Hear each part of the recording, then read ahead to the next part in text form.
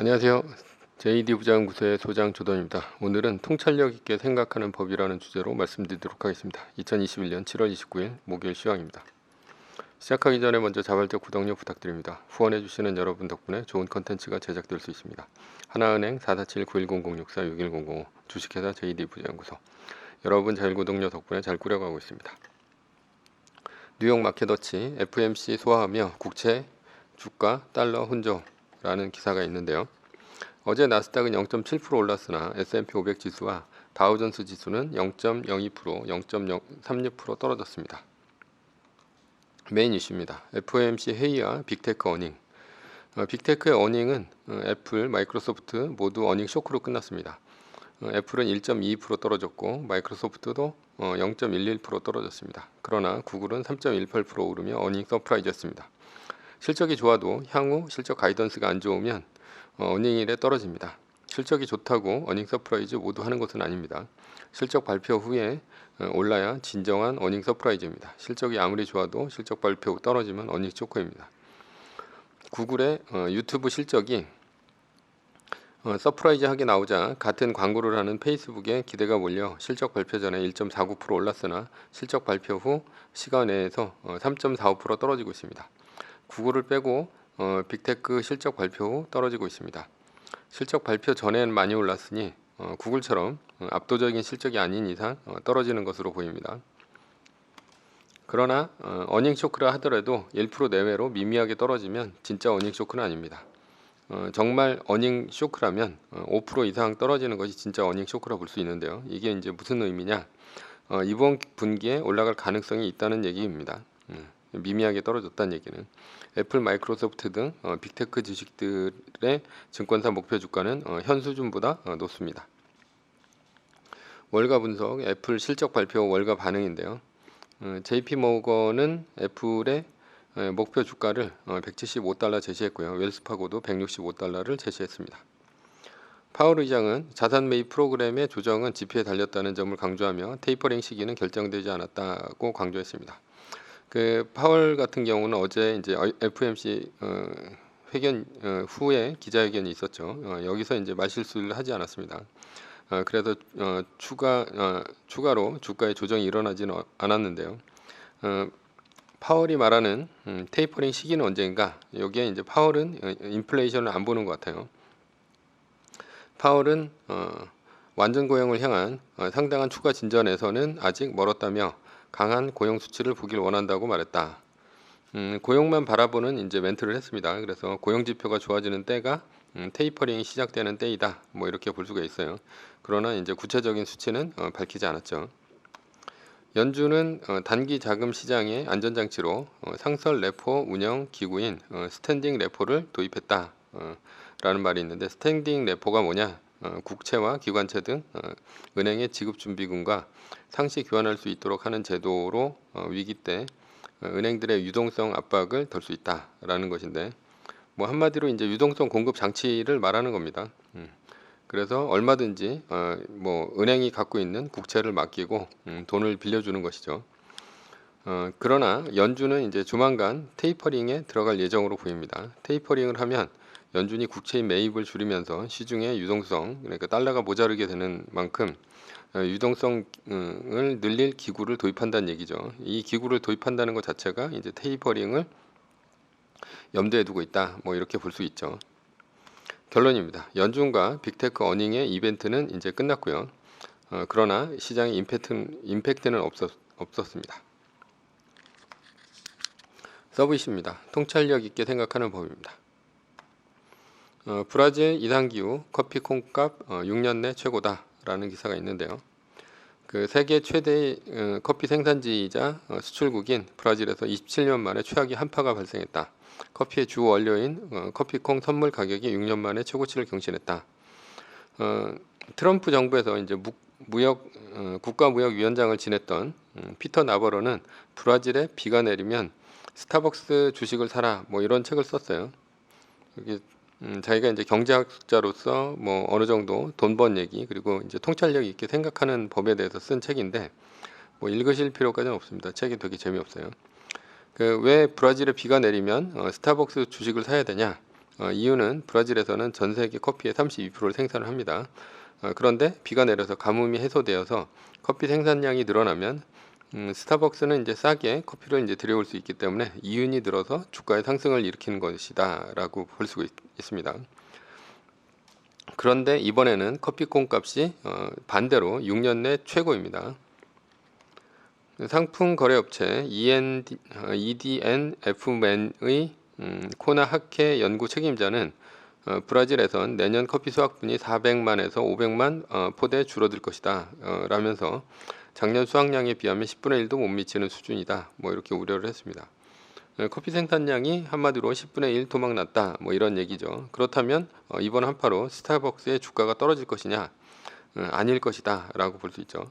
왜냐하면 스타벅스는 이번 한파를 계기로 이제 커피 값을 올릴 것이기 때문입니다.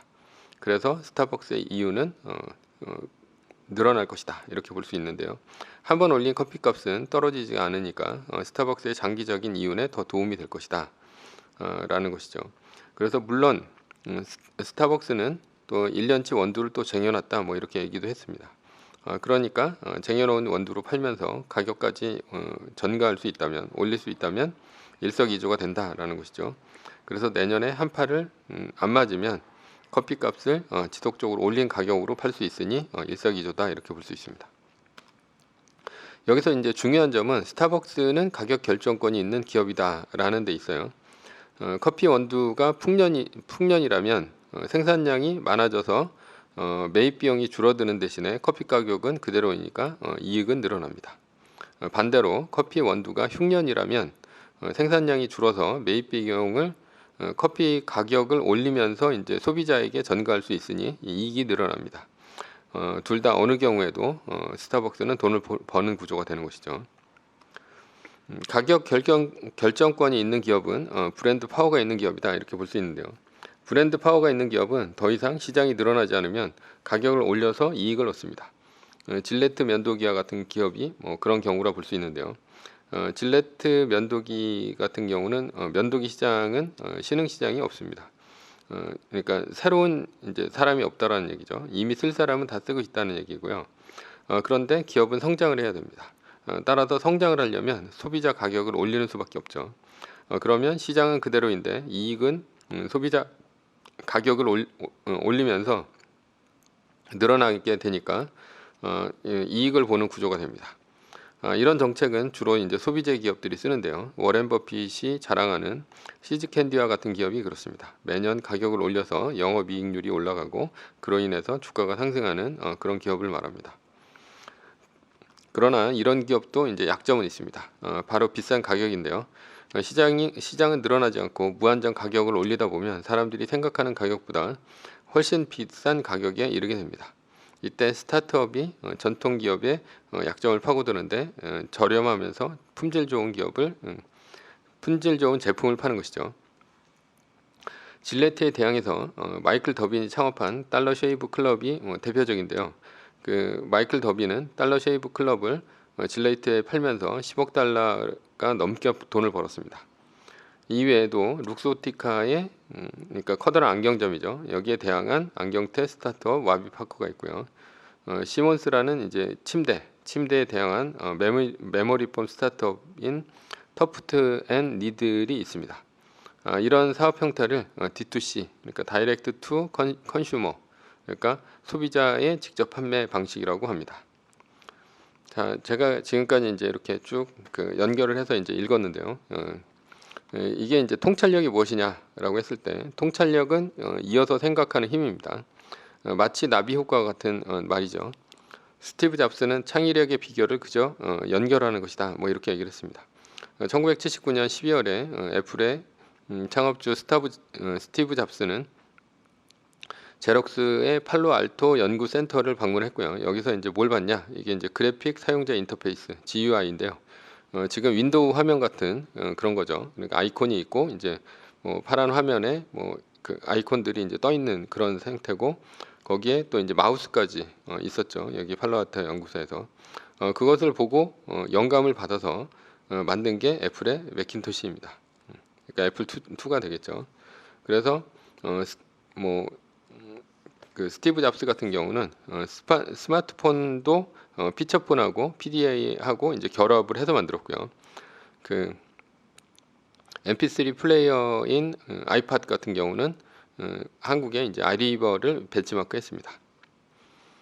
그래서 그런지 이제 파블로 피카소는 이렇게 얘기했습니다. 유능한 예술가는 모방하고 위대한 예술가는 훔친다. 뭐 이런 얘기를 했죠. 뭐 둘 다 이제 베낀다는 얘기입니다. 한마디로.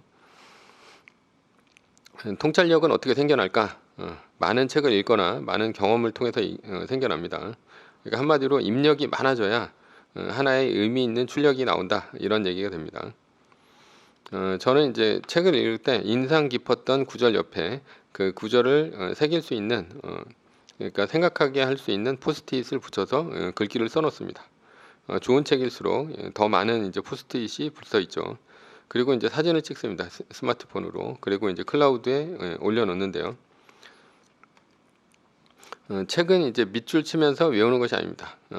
왜냐하면 끊임없이 책을 읽다 보면 반복되는 이야기가 자연스럽게 생각에 스며들게 됩니다. 한 분야의 책을 집중적으로 읽으면 되는데요. 뭐 예를 들어서 대공황 책을 읽었다라고 한다면 최소한 10권 정도를 읽으면 새로운 책을 읽을 때 뭐 한 80% 정도는 아는 내용이기 때문에 그냥 넘어가고요. 그 새로운 내용이나 통찰력 있는 작가의 시각을 담은 내용들만 보면 됩니다. 그리고 반드시 글을 써야 됩니다. 신문 기사를 읽거나 뉴스를 보거나 뭐 이렇게 하다가 어울릴 만한 에피소드가 있다. 그러면 책을 찾아서 글을 씁니다. 생각만 해서는 통찰력이 생길 수가 없습니다. 끊임없이 글을 써서 남과 나에게 이제 검증을 해야 된다라는 것이죠. 책을 읽을 때 저는 이제 스토리만 봅니다. 수백 장의 스프레드 시트보다 하나의 스토리가 사람의 마음을 움직인다. 뭐 이런 얘기를 했어요. 그러니까 편화 숫자 이게 별로 중요하진 않다는 얘기죠. 책을 읽고 수많은 수식과 그래프 같은 경우는 남한테 이야기를 해줄 수가 없습니다. 그리고 기억에 남지도 않아요. 따라서 그런 것들은 지나가듯이 넘어갑니다. 다만 인과관계가 있는 스토리가 넘치는 책이라면 메모를 하죠. 그리고 포스트잇을 붙입니다. 반대로 의미 없는 정보만 나열되어 있는 책은 책이 아닙니다. 저는 이런 책들을 중고서적에 바로 팔아버립니다. 과학자의 연설은 왜 이렇게 재미가 없을까? 스토리가 없기 때문입니다. 옛날로 시작하는 할머니의 전래동화가 이제 기억에 남는 것은 인과관계가 있는 스토리로 연결되어 있기 때문이죠. 이런 내용들은 이제 호모사피엔스들은 굉장히 좋아합니다. 인과관계가 있는 전래동화는 아무리 길어도 한 번만 들으면 처음부터 끝까지 살을 붙여서 얘기할 수가 있습니다. 뭐 정확하진 않아도 대충 얼개는 비슷하다는 얘기죠. 이런 에피소드가 많은 책이 저는 이제 좋은 책이다 이렇게 볼 수 있습니다. 그렇게 생각해요. 브라질의 이상기후와 뭐 스타벅스의 커피 가격과 브랜드가 높은 기업 그리고 그들의 이익을 높이는 과정과 스타트업의 약점을 치고 들어가는 과정이 인과관계가 있는 스토리다라는 것이죠. 제가 이제 앞에 있는 것들은 이제 쭉 연결해서 한번 읽어봤고요. 결론입니다. 결론은 책을 많이 읽으면 연결해서 생각하고 글을 쓰는 습관을 들이면 통찰력을 늘릴 수 있다라는 것이 이제 결론입니다. 매뉴얼입니다. 세계 1등 주식은 전고점 대비 2.5% 떨어질 때마다 10%씩 팔면서 리밸런싱을 하다가 나스닥 마이너스 3%가 뜨면 말뚝을 박는 것이다. 자세한 내용은 JD 부자연구소 다음 카페에서 조던의 칼럼을 이용하시기 바랍니다. 전제는 세계 1등 주식은 우상해야 합니다. 위에 상한 매뉴얼일 뿐입니다. 따를 사람은 따르고 참고할 사람은 참고하시면 됩니다. 주식을 사고 파는 것에 대한 모든 책임과 이득은 본인에게 있습니다. 매뉴얼을 지키다가 포모가 두렵다면 매뉴얼을 지키지 말고 마이너스 3%대 판 가격이나 리밸런싱 때 판 가격보다 단 1불이라도 떨어졌다면 전량 매수하시기 바랍니다. 지금까지 통찰력 있게 생각하는 법에 대해서 말씀드렸고요.